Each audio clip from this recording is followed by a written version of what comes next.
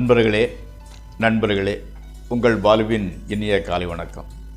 இன்று 13 ஜனவரி, அதாவது மார்கழி மாதம் 29ஆம் தேதி, திங்கட்கிழமை, பௌர்ணமி திதி, திருவாதிரை நட்சத்திரம் 10:38 வரை, அதற்கு மேல் புனர்பூச நட்சத்திரம். அப்போது இன்றைய சந்திராஷ்டிரமம் விருச்சிக ராசிக்காரர் உரியது. இன்றைக்கி இந்த ராகு காலம் காலையில் 7:30 9 வரை, யமகண்டம் 10 12 வரை, நல்ல நேரம் காலையில் 6:30 7:30 வரை, மத்தியானம் 3:00 காலையில் 9:30 10 வரை, சாயங்காலம் 4:30 to 5:30 3 டைம் குறித்திருக்கிறேன்.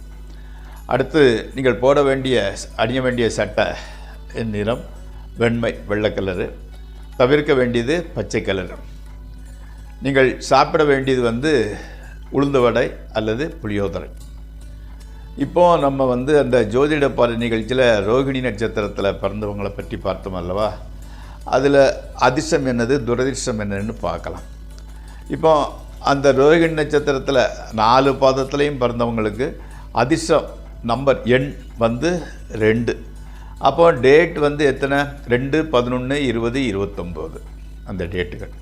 அதே மாதிரி அன்னைக்கு அவங்களோட அதிர்ஷ்ட கிழமை திங்கட்கிழமை, மண்டே. மாதம் ஆடி, ஐப்பசி, மாசி, பங்குனி, இந்த 4 மாதங்களும் அவங்களுக்கு அதிர்ஷ்டமான மாதங்களாகும்.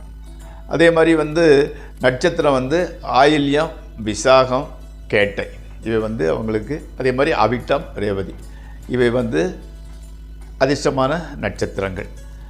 அதே மாதிரி திசை தென்மேற்கு திசை. நிறம் சந்தனம்.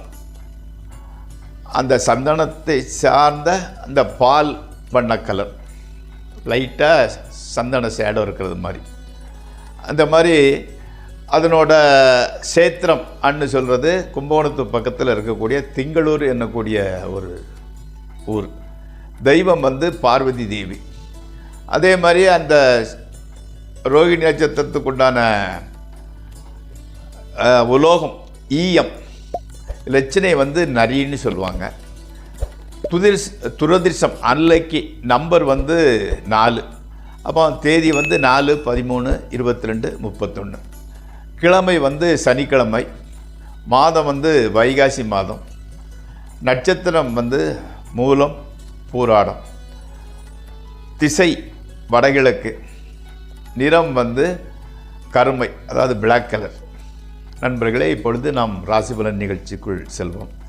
இந்த ராசிபலன் நிகழ்ச்சியை பற்றி சொல்ல வேண்டுமென்றால், முக்கியமான அந்த எந்த துணி போடுறது, எந்த சாப்பிட்றதெல்லாம் உங்களோட பாசிட்டிவ் அப்ரோச்சை உருவாக்கும். சின்ன சின்ன சில்லி படிக்கக்கூடிய மாணவர்களுக்கு சின்ன சின்ன சில்லி மிஸ்டேக்ஸ் எல்லாம் வராமல் தடுத்துவிடும். அதே மாதிரி ஒரு முக்கியமான விஐபியோ உங்களோட சுப்பீரியரையோ பார்க்க போனால் அவங்களுக்கு உங்கள் மேலே ஒரு ஆகர்ஷண அட்ராக்ஷன், இந்த காரியத்தை கொடுத்தால் இவர் செஞ்சு முடிப்பாருங்க, நம்பிக்கையை தோற்றுவிங்க. அதனால தான் நான் திருப்பி டெய்லி அதை சொல்லிக்கிட்டுறேன். அதை கூடுமான வரை பின்பற்றுவீர்களாக. இப்போது அந்த ராசிபலன் நிகழ்ச்சி பார்க்குறவங்க அதை சப்ஸ்கிரைப் பண்ணுங்கள், நண்பர்களுடன் பகிர்ந்து கொள்ளுங்கள். இந்த ராசிபலன் நிகழ்ச்சி அன்னன்னைக்கு அப்போதைக்கு உள்ளது தான். பெர்மனண்ட்டாக தெரிந்து கொள்ள வேண்டுமென்றால் எந்த துறையில் போகலாம், எந்த மாதிரி போகலாம், எப்போ நல்லது நடக்கும், எப்போ மோசமான பீரியட் நடக்கும், அதிலிருந்து தப்பித்து கொள்வது எப்படி போன்றவற்றை விரிவாக அலசி ஆராய்ந்து தெரிந்து கொள்ள 9740846466 இந்த நம்பருக்கு ஃபோன் செய்து அப்பாயின்மெண்ட் வைத்து கொண்டு எங்களை பேசி புரிந்து கொள்வீர்களாக. உங்கள் ஜாதகத்தை, உங்கள் தலையத்தை பற்றி அறிந்து கொள்வீர்களாக. அதிலிருந்து மிகவும் கஷ்டமான பீரியடாக இருந்தால் அதிலிருந்து தப்புவதற்கு வழியையும் தெரிந்து கொள்வீர்களாக. நன்று. இப்பொழுது நாம் ராசிபலன் நிகழ்ச்சிக்குள் செல்வோம். மேசராசிக்கு சிறு பிரயாணமும் அதன் மூலம் நல்ல பலன்களும் நிகழ்கின்றது. மாணவர்களுக்கு தங்கும் இடத்தில் மாற்றம் ஏற்படுகின்றது.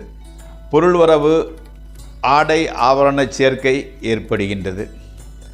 நண்பர்களும் உறவினர்களும் சேர்ந்து விருந்து முதலிய நிகழ்ச்சிகளுக்கு செல்கின்றீர்கள். இன்றைய பொழுது சந்தோஷமாகவே கழிகின்றது. அடுத்து ரிஷபராசி. வீட்லேயும் சரி வெளியும் சரி நல்ல ஒரு பெயர் கிடைக்கின்றது உங்களுக்கு. ஸ்பெக்குலேஷன் ட்ரேடிங் போன்றவற்றில் நல்ல லாபம் உண்டாகிறது.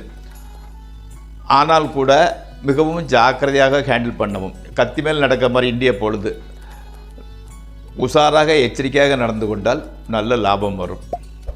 அடுத்து குடும்பத்தில் குதூகலம் உற்சாகம் மிகுந்திருக்கிறது.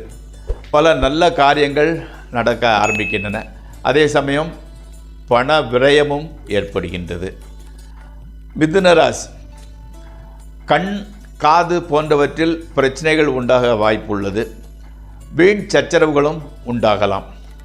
எடுக்கும் முயற்சிகள் சற்று தாமதத்திற்கு பின்பே வெற்றியை காண ஆரம்பிக்கின்றன. குடும்பத்தில் கொஞ்சம் குழப்பமான ஒரு சூழ்நிலை, வேண்டாத பிரச்சனை. அதனால் பேச்சை வேண்டாத பேச்சை குறைத்து கொள்ளவும். அடுத்து கடகராசி. கோர்ட்டு வழக்கு விவகாரங்கள் எதுவும் இருந்தால் அதில் வெற்றி கிடைக்காது. பண இழப்பு அதிகமாகிறது. பகலில் இருக்க உற்சாகம் இரவில் இருப்பதில்லை. உத்தியோகம் பார்ப்பவர்களுக்கு மேலதிகாரிகள் தொல்லையே. ஆனால் மனைவி மக்களால் மட்டுமே மகிழ்ச்சி கிடைக்கின்றது. அடுத்து சிம்மராசி. பணவரவு ஓரளவு பரவாயில்லை, நன்றாகவே இருக்கிறது. நண்பர்கள் உதவி, பெரியோர்களின் ஆதரவு கிடைக்கின்றது. மாணவர்களுக்கு கல்வியில் ஒரு நல்ல ஒரு ஈடுபாடு, பூரணமான ஒரு ஈடுபாடு உண்டாகிறது. அதே மாதிரி வெளியூர் பிரயாணங்கள் உங்களுக்கு ஓரளவு நல்ல பலன்களையும் ஆதாயத்தையும் தருகின்றன. ஸ்பெக்குலேஷன் ட்ரேடிங் ஆகியவற்றில் கூட நல்ல லாபமே கிடைக்கின்றது. அடுத்து கன்னிராசி. இன்றைய பொழுது மகிழ்ச்சிகரமாகவே கழிகிறது. ஸ்பெக்குலேஷன் லாட்ரி போன்றவற்றில் நல்ல லாபம் கிடைக்கின்றது. மனைவி மக்களால் மகிழ்ச்சி உண்டாகிறது. புதிதாக ஆரம்பித்த தொழிலில் முன்னேற்றம் கிடைக்கிறது.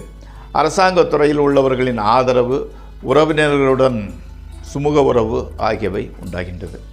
அடுத்து துளாராசி. வயிறு சம்பந்தமான பிரச்சனை ஏற்பட வாய்ப்பு இருக்கிறது. லைட்டான உணவுகளையே எடுத்துக்கொள்ளுங்கள். ஃப்ரிட்ஜில் வச்சிருந்து சூடு பண்ணுறது, நான்வெஜ்ஜு ஆகியவை வேண்டாம். உறவினர்களிடம் கூட உங்கள் மேலே ஒரு பொறாமை தான் காணப்படுகின்றது.